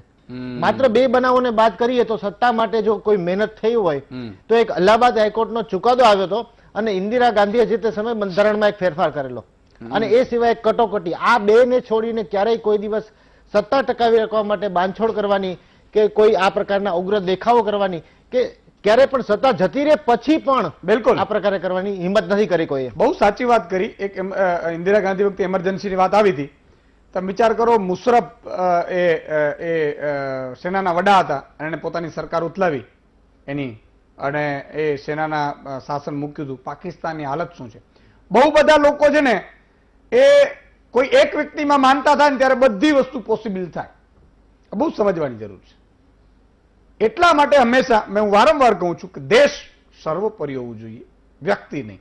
અને વ્યક્તિ છે એ હંમેશા સલમાન ખાન હોય તો એનો ડાન્સ સારો લાગે કે એનો એક્ટિંગ સારી લાગે, પણ સલમાન ખાન કે તમે કુવામાં પડો તો કુવામાં પડે એ મૂર્ખ કહેવાય. સમજો, આ મૂર્ખની આ વ્યાખ્યા છે. સની લિયોની બેન હોય, એ બેન નૃત્ય કરે, એક્ટિંગ કરે, એમાં કઈ વાંધો ન હોય. તમે કદાચ જોવા જાઓ 5-25 હજાર તોય વાંધો નહીં. પણ સની લિયોની બેન છે રાજ્યના મુખ્યમંત્રી બની અને જો ચલાવે તો એ પછી વિચારવા જેવું છે તમારી મારી બુદ્ધિ ઉપર. આ ફેર હોવું જોઈએ અને ફેરની સમજણ હોવી જોઈએ. રાજનેતા છે એ વ્યક્તિ છે અને રાજનેતા ચલાવે બરોબર છે, પણ ભગવાન ન હોઈ શકે. આ વાત તમારે મારે સ્વીકારવાની છે. મનસ્વીજી संक्षिप्त में. ईशुदान भाई, अमेरिकन पॉलिटिकल सिस्टम जो है वो 2 पॉलिटिकल पार्टी से चलता है, रिपब्लिकन एंड डेमोक्रेट्स. रिपब्लिकन ने जो 6 जनवरी को किया है ये काला स्पॉट है, it's a black spot USA की डेमोक्रेसी के ऊपर, और रिपब्लिकन्स को इसको निकालते निकालते इसको क्लियर, पहले ग्रे करेंगे फिर व्हाइट करते करते बहुत ज्यादा समय लगेगा.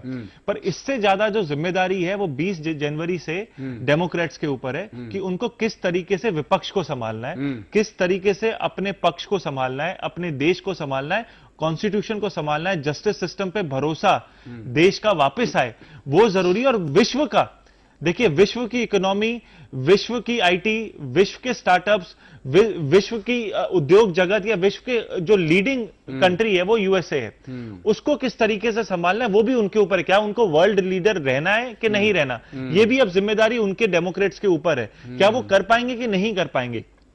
उसी संदर्भ में ईशुदान में मैं बोलना चाहता हूं कि जिस तरीके से मैं ये काबिलिय तारीफ है रिपब्लिकन्स का. रिपब्लिकन्स ने सेनेट में डोनाल्ड ट्रंप की लेगेसी को नकार दिया था. रिपब्लिकन्स ने डोनाल्ड ट्रंप को नहीं सपोर्ट किया, उन्होंने सपोर्ट किया है अपने देश को. तो यही चीज समझने की जरूरत है कि हमारे देश में बहुत सारी तकलीफें होंगी, पर 6 जनवरी को देखने के बाद इतना प्यार हम सबको अपने देश से और करना चाहिए कि हमारा देश ये जो विकसित लोकतंत्र है वैसा नहीं है, जैसा भी है वैसा नहीं है. इसकी बहुत ज्यादा खुशी है, हमको गर्व है कि कैसे भी हमारे नेता, हम लोगों ने बहुत डिस्कशन किया कि 46% के ऊपर क्राइम रेट है, मतलब क्रिमिनल केसेस है, फिर भी मैं कहना चाहता हूं ये उन सबसे बेटर है. ये डोनाल्ड ट्रंप से बेटर है. हमारे देश की डेमोक्रेसी, हमारे देश का लोकतंत्र इतना बेटर है कि इंदिरा गांधी इलेक्शन राजनारायण से हारने के बाद उसको इजी एंट्री दिया था, सरकार बदली थी, और उसके बाद से लेके आज तक हमारे जवाहरलाल नेहरू से लेकर नरेंद्र मोदी तक हमारे देश के लोकतंत्र को, हमारे संविधान को हमारे नेताओं ने बचाया है, हम सब ने बचाया है. तो इसी कारण हमारा एक आज मैं गर्व से कह सकता हूं कि दुनिया का सबसे बढ़िया लोकतंत्र हमारे देश का है. बिल्कुल. कमियां हैं, लूपहोल्स है ईशुदान भाई, वो हर लोकतंत्र में रहते हैं. कुछ नेता हैं जो खराब भी हो सकते हैं, पर बहुत बढ़िया लोकतंत्र है. आज गर्व के साथ छाती ठोक के, सीना चौड़ा करके हम लोग ये बोल सकते हैं कि हमको हमारे लोकतंत्र पे, संविधान पे, हमारे देश पे गर्व है. बिल्कुल, बहुत सच्ची बात कि ऐसे नहीं है, ऐसे नहीं. ऑप्शन 2 ही होते हैं ना, या तो डोनाल्ड ट्रंप बन जाओ या इंडियन नेता बन जाओ. तो हम खुश हैं इंडियन नेताओं से. और यूएसए को अब एग्जांपल देना पड़ेगा कितनी कमियां होंगी. एक लास्ट चीज ईशुदान भाई मैं यही कहना चाहता हूं कि जो हमको समझने की जरूरत है ईशुदान भाई, इस चीज से लोकतंत्र को हमको यही चीज समझने की जरूरत है कि नेता जब आते हैं तो भाषण देते हैं कि हम लोग ये करेंगे, XYZ करेंगे। जब वो जाते हैं कि क्या वो उनके भाषण पूरे होते कि नहीं, तो हम लोग जब चूज करते हैं उनके भाषणों के ऊपर चूज करते हैं। हमारे पास ये अपॉर्चुनिटी होती है दूसरे इलेक्शन में, क्या उन्होंने अपने भाषण पूरे किए या नहीं किए। इसी संदर्भ में हमको अपने देश में सुनना है कि जो जो बोलता है क्या वो पूरा करता है कि नहीं करता, या वो क्रिमिनल ब्रीच ऑफ ट्रस्ट हमारे देशवासियों के साथ करता है कि अच्छे दिन आते हैं, बुरे दिन आते हैं, कैसे दिन आते हैं, जैसे भी दिन आते हैं हम लोगों को सेंसेबल तरीके से समझना है कि देशभक्ति, पार्टी भक्ति और व्यक्ति भक्ति से ऊपर है। आपको अगर कुछ बनना है, आप भगवान की भक्ति करो, आप व्यक्ति भक्ति करो, उससे देश पीछे जाएगा। भगवान की भक्ति से जरूर आगे बढ़ेगा, पर देशभक्ति मेरे हिसाब से एक व्यक्ति की सबसे बड़ी भक्ति हो सकती है जो उसको करनी चाहिए। और देशभक्ति करना मतलब भगवान भक्ति करना, वो इक्वल है मेरी नजरों में। बिल्कुल, तो देशभक्ति करनी चाहिए हम सबको। બહુ સાચી વાત કરી। અને મિત્રો આમાં બે લોકોની જવાબદારી બહુ વધી જાય છે લોકતાંત્રિકમાં, એક કોર્ટ અદાલત અને એક પત્રકાર। જ્યારે આ બે જો રૂખ બદલી નાખે ને તો લોકશાહી ખતમ થઈ જાય। લખી રાખજો તમે સાહેબ। જે દિવસે પત્રકારોએ કોઈ પાર્ટીના ખોળામાં બેઠા, પક્ષોના ખોળામાં બેઠા કે નેતાઓના ખોળામાં બેઠા, તે દિવસે તમારે માનવાનું કે તમે અને હું બહુ ટાઈમ સુધી આઝાદ નહીં રહી શકી। આ એક વાત। અને જે દિવસે કોર્ટ અદાલત, જેને ઈશ્વર પછીનો જો નંબર આપીએ છીએ, ડોક્ટર અને અદાલત બેને આપીએ છીએ આપણે, કે કોઈને પણ તકલીફ પડે તો એ આપણા સંવિધાનમાં જાય। અને જે દિવસે સંવિધાનમાં બેસનાર વ્યક્તિ જ્યારે એ પોતે કોઈ પાર્ટીના કહેવાથી, પક્ષના કહેવાથી નિર્ણયો લેશે, તે દિવસે માનવાનું કે આપણું પતન શરૂ થઈ ચૂક્યું છે। આ બે વાત છે। અને તમારે પાર્ટીઓ લોકોએ, પક્ષોએ, કાર્યકરોએ જેટલું પણ અંદરો અંદર તમે મુદ્દાઓને લઈને ઝઘડો, એનો કોઈ વાંધો ન હોઈ શકે, પણ જ્યારે દેશની હિતની વાત આવે ત્યારે તમે જ્યારે ઉલટા કરો છો ને, તે દિવસે તમારા અને મારી પડતીની શરૂઆત થશે। આ વાત છે। એક નાનકડા વિરામ બાદ બધા બીજા મહાનુભાવોને પણ આપણે જાશું। વિરામ બાદ મિત્રો ફરીથી આપનું સ્વાગત છે। તો દૂરના જે બે મહાનુભાવો છે એમને પહેલા લઈ લઉં। સીકે પટેલજી, જે રીતે અત્યારની સ્થિતિમાં હવે શું લાગે છે, બીજા દેશોએ શું શીખવું જોઈએ અને જે ડેમોક્રેટિક પાર્ટી આવશે એને શું કરવું પડશે?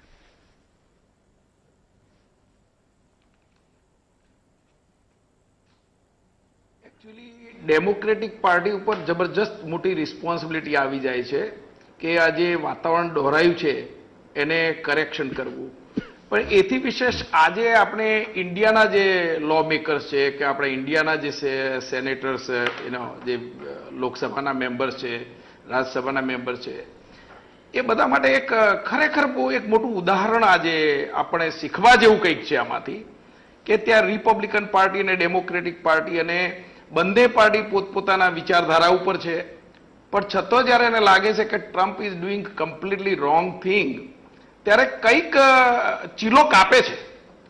તો મને લાગે છે કે આપણા દેશના લો મેકર્સ આવા ચીલા કાપતો શીખશે ક્યારે? મને લાગે છે ઈશુદાનભાઈ કે આજની તમે જુઓ કે એક લાર્જેસ્ટ ડેમોક્રેસી છે આપણી ઇન્ડિયા, અને અમેરિકા એ ઓલ્ડેસ્ટ। આજે ઓલ્ડેસ્ટની અંદર આપણે જે આજે થયું, પણ તમે એનો ઇતિહાસ જુઓ, આ એક એવું કહી શકાય કે એક દુઃખદ ઘટના કહેવાય ટ્રમ્પની જે થયેલી, પણ એના ઇતિહાસ, આખો ઇતિહાસ જો આપણે જોઈએ, એક ઉદાહરણમાંથી નહીં પણ આખા ઇતિહાસની અંદર જોઈએ તો આવી ઘટના પહેલા કદી બની નથી। આ ઘટના બની છે ત્યારે only is one character, is a Trump is causing all this problem, પણ એની પાર્ટીના લોકો એને સમર્થન નથી આપતા। તો આમાંથી આપણે શું શીખવું જોઈએ અને આપણે શું લેસન લેવું જોઈએ? એ લેસન ભારતની અંદર શીખાય, કારણ કે આપણે ઓલ્ડેસ્ટ આપણે લાર્જેસ્ટ ડેમોક્રેસી છીએ અને આપણે પણ ઘણું બધું શીખવાનું હોય છે। તો આજે આપણા માટે પણ એક મોટું લેસન આમાંથી મળે છે।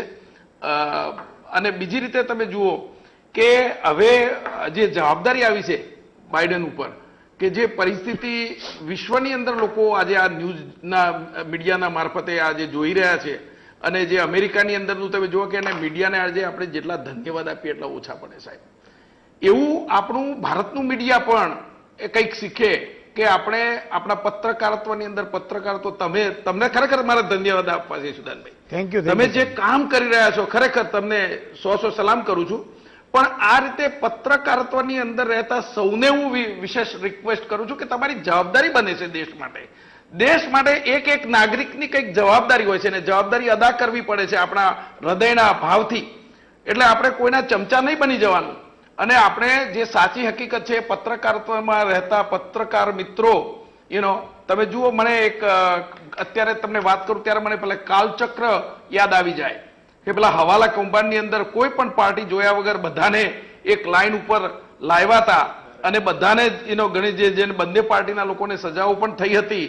એવી રીતના આપણા પત્રકાર મિત્રો જો એવા તાકાતથી ખુમારીથી કામ કરે સાહેબ દેશની અંદર, તો આપણા દેશની અંદર વિશ્વગુરુ બનવાની બધા જ તાકાત ઊભી છે.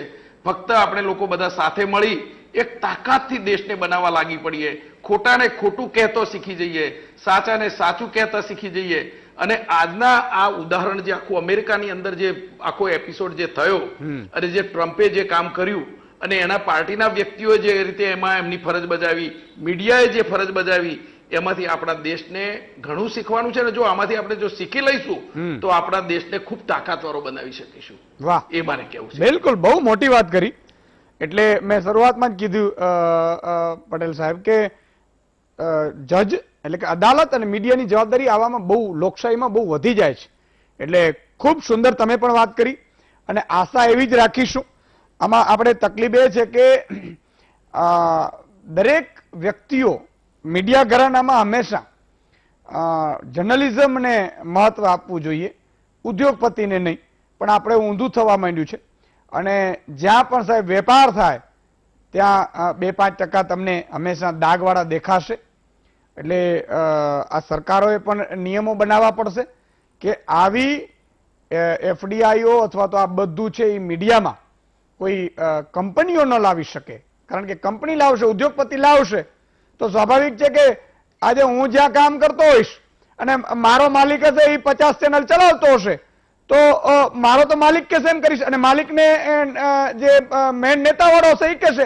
એટલે અલ્ટિમેટલી કાયદા પણ બદલવાની જરૂર છે કે જર્નલિઝમ એ જ ચલાવી શકે, એ જ કરી શકે કે જે પોતે મીડિયામાં હોય, પોતે એવી રીતે હોય. બાકી તો નહીં તો હું એમ કહું છું કે આ રૂપિયાવાળાને કોણ પહોંચી શકે? આજે કરોડ રૂપિયા ખર્ચવા, હવે એક બૂચ મારો એટલે 200, 500 કરોડનું કરે છે, બીજા સારા કરે છે અને ચણા મમરાય ન આવે અને અલ્ટિમેટલી દેશ વેચાતું જાય. આજે મીડિયાનું કામ જ છે ને દેશ વેચાતું હોય, ક્યાંક થતું હોય તો રોકે. પણ અલ્ટિમેટલી મીડિયાને પણ એમાંથી, કારણ કે એને 5 ફાઇલો હોય જે ઉદ્યોગપતિઓ એની, એટલે એ મીડિયાને કહે છે કે આને આપણે આમ કરવાનું છે, આમ કરવાનું છે. એટલે અલ્ટિમેટલી ઘોર ખોદાઈ જાય. એટલે તમારી પીડા હું 100% સહમત છું. ગુજરાતની જનતા કમસે કમ જાણશે કે સાચું મીડિયા શું છે, સાચું પત્રકારત્વ શું છે. અને હું આજે પણ કહું છું ભીષ્મ પ્રતિજ્ઞાથી કે જનતા માટે લડીશું વીટીવીની ઈશુદાનભાઈ. એટલે સૌએ અપીલ કરું છું કે તમારા ઘરમાં, ગુજરાતીઓના એક ઘરમાં સાચો દેશપ્રેમ એ છે કે વીટીવી ચાલુ હોય, કારણ કે તો તમને સાચી ખબર પડશે.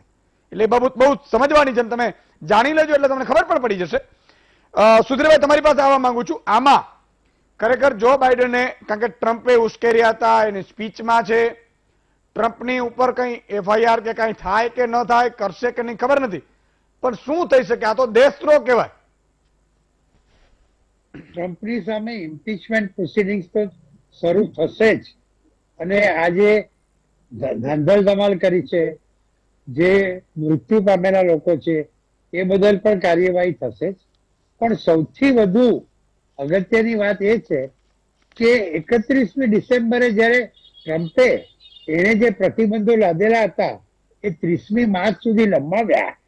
અને અમે લોકો વિચાર કરતા હતા, અમેરિકાના ઇમિગ્રેશનના એડવોકેટ તરીકે હું વિચાર કરતો હતો, બીજા એટર્નીઓ વિચાર કરતા હતા કે જ્યારે 20મી જાન્યુઆરીએ જો બાઇડેન પ્રમુખ પદ સંભાળશે તો આ બધા પ્રતિબંધો એ પાછા કેવી રીતે દૂર કરશે? નક્કી ઓપોઝિશન એનો વિરોધ કરશે. પણ હવે ટ્રમ્પે આવું કર્યું એટલે ઓપોઝિશન આનો વિરોધ નહીં કરી શકે.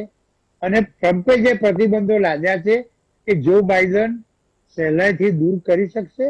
અને એથી ભારતના જે 60-70 હજાર પ્રોફેશનલો H1B વિઝા ઉપર અમેરિકામાં કામ કરવા જવા માંગે છે, જે 25-50 હજાર બિઝનેસમેનો L1 વિઝા ઉપર અમેરિકા જવા માંગે છે, વિદ્યાર્થીઓ અમેરિકા જવા માંગે છે, ગ્રીન કાર્ડ લઈને લોકો પોતાના સગાવાલા જોડે રહેવા જવા માંગે છે, એમને માટે સરળતા થઈ પડશે.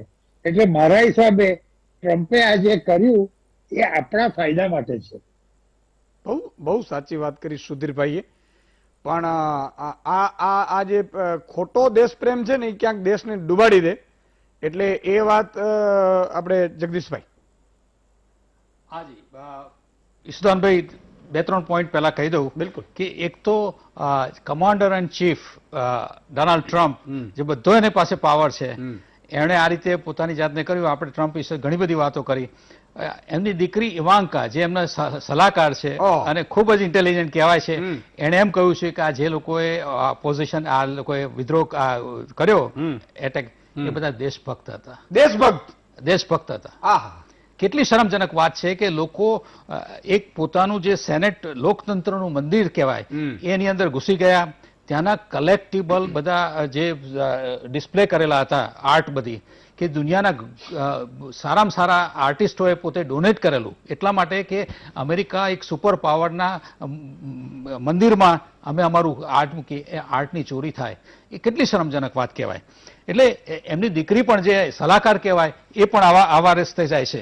બીજું કે ફેસબુક અને ટ્વિટરે આજના દિવસે બંનેના ડોનાલ્ડ ટ્રમ્પના એકાઉન્ટ બંધ કરેલા છે, બ્લોક કરેલા છે. કેટલી શરમજનક કહેવાય કે કમાન્ડર એન્ડ ચીફનું પહેલી વાર એના પોતાના આ રીતે કરવું પડે, એ વોલન્ટરી નથી અને એને કાયદેસરની રીતે કરવું પડે, એ બહુ જ શરમજનક કહેવાય. બીજું કે હવે જે મારે ખાસ વાત કરવી છે, એક હવે બાઇડન, હવે આ જાન્યુઆરી 20 પછી શું થશે? તો એના પહેલા તો એના એક સારા સમાચારમાં એ છે કે એના ઇનોગ્રેશનમાં પ્રેસિડેન્ટ જ્યોર્જ બુશ હાજર રહેવાના છે. પોતે રિપબ્લિકન છે અને 1992 થી 2000 સુધી પ્રેસિડેન્ટ તરીકે રહેલા છે અને એ બહુ વિલિંગલી આવેલા છે. એ બતાવે છે કે રિપબ્લિકન પાર્ટીને સ્ટ્રોંગ બનાવવા માટે કેટલા કમિટેડ છે. અને ડેમોક્રેટિકના ઓબામા અને ક્લિન્ટન ને બધા હાજર સ્વાભાવિક છે. હવે બાઇડનની પોઝિશન અત્યારે એવી છે કે એમને ત્યાં અત્યારે સળગે છે પહેલામાં પહેલું કોરોના.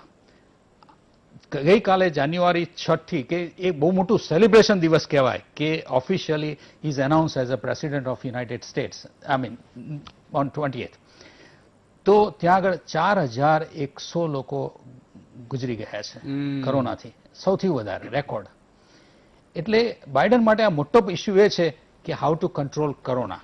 ભલે અત્યારે ત્યાં લાખો લોકોને વેક્સિન અપાઈ ગયું છે, તે છતાં પણ પોઝિશન હાવી છે. ભલે એના માટે બ્લેમ કરીએ કે ત્યાંની આઝાદી ને ત્યાંના એ લોકો ફ્રીડમ ઓફ સ્પીચ ને માસ્ક નહીં લગાડવું, એમાં કશું કાયદો નથી, આ બધું ઘણા બધા કારણો છે. પણ હવે સોલ્યુશન એનું શું છે? એ બાઇડને બહુ અગ્રેસિવલી આ ટ્રીટમેન્ટ કરવી પડશે. તે સિવાય જે ડોનાલ્ડ ટ્રમ્પે જે બધે ઇન્ટરનેશનલ લેવલ પર જે દોડેલું છે કે જે ટ્રેડ ઇસ્યુ છે ચાઇના સાથે, ઈરાન સાથે, ફ્રાન્સમાં પોલ્યુશન કંટ્રોલ સાથે, આ બધા રિપેરિંગ કરવાના આવશે ધીરે ધીરે. પણ આની અંદર મને એક ઓપ્ટિમિસ્ટિકલ એક સારી વસ્તુ એ દેખાય છે કે ગઈકાલે જોર્જિયા સ્ટેટના 2 સેનેટર જે રિપબ્લિકન હતા, ખાસ ટ્રમ્પના ભક્ત હતા, એ બંને હારી ગયા છે અને એની જગ્યાએ 2 ડેમોક્રેટિક રિપબ્લિકન જીત્યા છે. આનો અર્થ એ થયો કે હવે રિપબ્લિકન પાર્ટી સેનેટની અંદર પણ હવે મેજોરિટી ડેમોક્રેટિકની થશે, થઈ ગઈ. અને હાઉસમાં, કોંગ્રેસમાં તો ડેમોક્રેટિકની મેજોરિટી છે જ. એટલે હવે બાઇડન માટે સારો રસ્તો એ થશે કે કંઈ પણ વસ્તુને, એને કંઈ પણ કાયદાને કે કંઈ પણ એના કોઈ પણ પ્રયોગોને આગળ મૂકવા હશે અથવા દેશ માટે કરવું પડશે તો એને થોડીક લીવર છે. ભલે અહીંયા જેવું નથી, ત્યાં આગળ ઘણા બધા રિપબ્લિકન ડેમોક્રેટિકના કાયદાને સપોર્ટ કરતા હોય છે અને ઘણા બધા ડેમોક્રેટિક સેનેટર્સ, કોંગ્રેસમેન એનો વિરોધ પણ કરતા હોય છે. ત્યાં આગળ એટલી મોટી એ વિશાળતા છે. બહુ મોટું. આપણે ત્યાં તો એમ કે મત કરી દેજે, વીપ આપી દે કે કરી નાખજે, નહીં તો પછી ટિકિટ નહીં મળે. અંદર ખાને ના, એમને શોકેસ કરે છે. જો તમે વિરોધમાં વોટ આપ્યો, ક્રોસ સેક્શન કર્યું તો શોકેસ થાય છે. ત્યાં આગળ તમને એક બીજો દાખલો આપું. ઓબામા જ્યારે પ્રેસિડેન્ટ બન્યા ત્યારે સૌથી મોટું ટ્રેડિંગ ઓફકોર્સ ચાઇના સાથે જ, એ વખતે પણ હતું, આજે પણ છે. તો ઓબામાએ રિપબ્લિકન પ્રેસિડેન્ટ કેન્ડિડેટ જ્હોન હન્ટ્સમેનને એને ચાઇનાના એમ્બેસેડર બનાવ્યા, બોલો. જે રિપબ્લિકન, કારણ કે એ માણસની એવી યોગ્યતા હતી.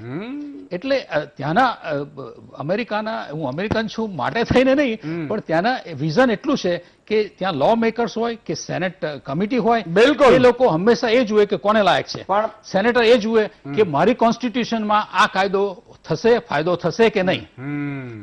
અને એટલે અમેરિકા વિકસિત છે સાહેબ. એટલે તમે બધા અમેરિકા જવા માંગો છો. આવો કોક આવો આવી જાય ટ્રમ્પ જેવું તો ખતમ કરી નાખ્યો 8 વર્ષમાં. હા, એક હવે ખોટું ઈંડું આવી ગયું એની અંદર, બિલકુલ. પણ એનું જયારે કરેક્શન થઈ ગયું બહુ સાચી વાત. અને આપણે વી હોપ કે હવે બાઇડનને આ રીતે સ્ટ્રેન્થ કરશે અને રિપબ્લિકને સ્ટ્રેન્થ કરવી જ પડશે. બિલકુલ. કારણ કે જે રીતે આખું નહીં તો રિપબ્લિક spoil ઉપર થશે. કોઈ વિશ્વાસ નહીં કરે. એ ત્યાંના લોકો પણ વિશ્વાસ નહીં કરે. હાજી. બહુ સાચી વાત છે. એક નાનકડા વિરામનો સમય છે. વિરામ બાદ બાકીના મહાનુભાવો પર વાત કરીશ. વિરામ બાદ દર્શક મિત્રો આપનું સ્વાગત છે. જેમ હમણાં જ વાત કરી જગદીશભાઈ કે ઇવાંકાબેન એવું કહ્યું કે આ બધા દેશભક્ત હતા.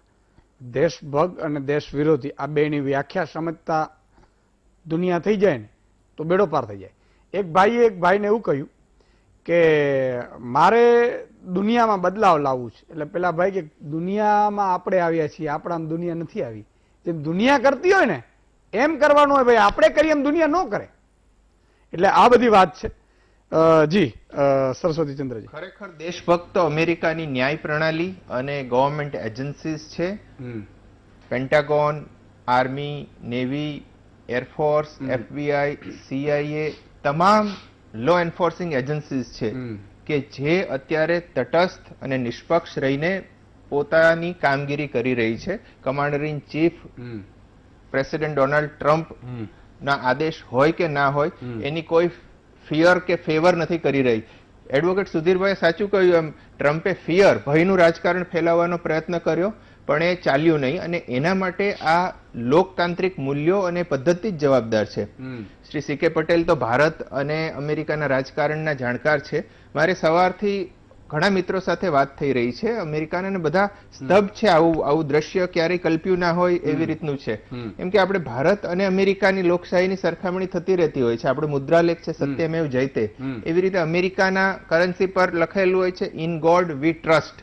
એટલે આ જે ટ્રસ્ટ છે લોકોનો લોકશાહી પરનો, એણે કદાચ એક બહુ મોટી હોનારત થતી અટકાવી છે. કેમ કે કેટલાક વિશ્લેષકોને તો ચિંતા હતી કે સત્તા પર ટકી રહેવા માટે ટ્રમ્પ કંઈક લશ્કરી વિદ્રોહ ના કરાવે અથવા બીજા કોઈ દેશ પર આક્રમણ ન કરે, કે નોર્થ કોરિયા છે કે જે બીજા દેશો જેની જોડે અમેરિકાને બરાબર બનતું નથી, ચાઇના સહિત, એટલે આક્રમણ કરે એટલે સિમ્પથી મળી જાય, સિમ્પથી મળી જાય, ફંડ મળી જાય, ઇમરજન્સી પાવર્સ મળી જાય અને પછી કોઈ પ્રશ્ન પૂછવાવાળું રહે નહીં. પણ આપણે આશા રાખીએ કે એવું કંઈ થયું નથી અને હજી થશે પણ નહીં અને જે સત્તાનું હસ્તાંતરણ છે એ બહુ સરળતાથી થઈ જશે. કેમ કે રાજનીતિ શાસ્ત્રમાં એક કહેવત છે કે જ્યારે આવો વ્યક્તિ જે પોતે આપખુદ હોય, દેશ કરતા પણ પોતાને મોટો સમજતો હોય એવો સત્તા પર આવે તો પાવર કરપ્ટ્સ પાવર અને એબ્સોલ્યુટ પાવર કરપ્ટ્સ એબ્સોલ્યુટલી. એટલે એ બાબતે સૌએ ચેતવાની જરૂર છે. મીડિયાનો રોલ આપે કહ્યું એમ ખૂબ પ્રશંસનીય રહ્યો. ટ્રમ્પને તીખા સવાલો પૂછનારા લોકો, પત્રકારો ગમતા નથી. ઘણી વખત એ ધમકાવી ચૂક્યા છે, ખોટું બોલી ચૂક્યા છે, પણ અમેરિકન મીડિયાને પણ આપણે પ્રશંસનીય ગણવું પડે આ બાબતે. બિલકુલ. જી હિરેનભાઈ, આપણે આ ઘટનાને કદાચ છે ને શોલે ફિલ્મ સાથે સરખાવીએ ને ઈસુદાનભાઈ, તો પેલું ગબ્બર કા નામ મિટ્ટી મેં મિલા દિયા, એવું ક્યાંક ને ક્યાંક છે ને આપણી આ લોકશાહી અમેરિકાની છે એમાં નામ એનું બહુ ખરાબ થયું છે. બહુ સાચી વાત કરી બધાએ કે બાઇડને હવે આ જવાબદારી સૌથી મોટી આવશે કે કેવી રીતે અમેરિકાની ખોવાયેલી આબરૂને પાછી લાવે. એક બીજી કહેવત હિન્દીમાં બહુ ફેમસ છે કે બૂંદ સે ગઈ હોદ સે નહીં આતી, પણ એ લાવવી પડશે. આ સ્થિતિનું નિર્માણ ક્યાંથી થયું એ સમજવાની ખાસ કોશિશ કરી, જેના ઉપર આપણે પ્રકાશ નથી પાડ્યો કે આ જે રીતે ટ્રમ્પે સત્તામાં ટકી રહેવા માટે જે હવા ત્યાં માર્યા, જે કંઈ એને દાવપેચ કર્યા, એ બધાની પાછળનું એક કારણ એટલે કે જેણે ટ્રમ્પની સાથે કામ કરી ચૂકેલા એક અધિકારીએ જણાવ્યું હતું અને એ બહુ મોટા જાણીતા મેગેઝિનનો અહેવાલ છે. એ મુજબ એણે બેંક સાથે છેતરપિંડી, મની લેન્ડરિંગ, ચૂંટણીમાં ગોલમાલ, કરચોરી અને ઘણા બધા મોટી એજન્સીઓ પાસેથી પૈસા વ્યાજે લીધેલા.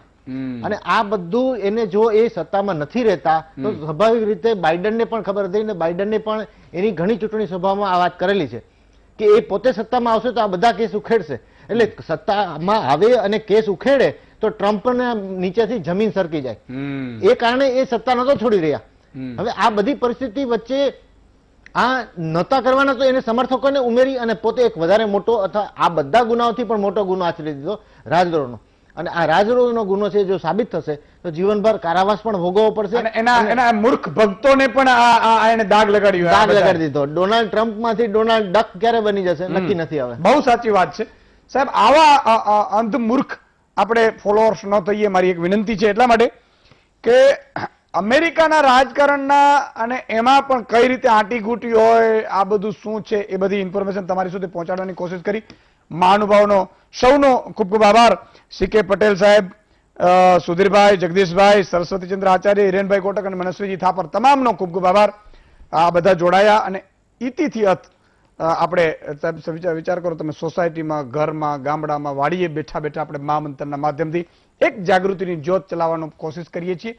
અને વારંવાર એ જ્યોત એટલા માટે હું કહી રહ્યો છું કે વિષય કોઈ પણ હોય એમાં ક્યાંક ને ક્યાંક આપણો દેશ, આપણા દેશની રાજનીતિ, આપણે શું કરવું જોઈએ, આપણું વિઝન શું હોવું જોઈએ, નેતાઓ કેવા હોવા જોઈએ, લોકોએ શું ફરજ અદા કરવી જોઈએ, આ તમામ બાબતો મોખરે હોય છે એમાં આપણા આ મહામંથનમાં. એટલા માટે દરેકની પીડા તો ખરી જ પાછી. એટલે આજે બસ આટલું જ. આવતીકાલે ફરીથી મળીશું વધુ સમાચાર વાયરલ ન્યૂઝમાં.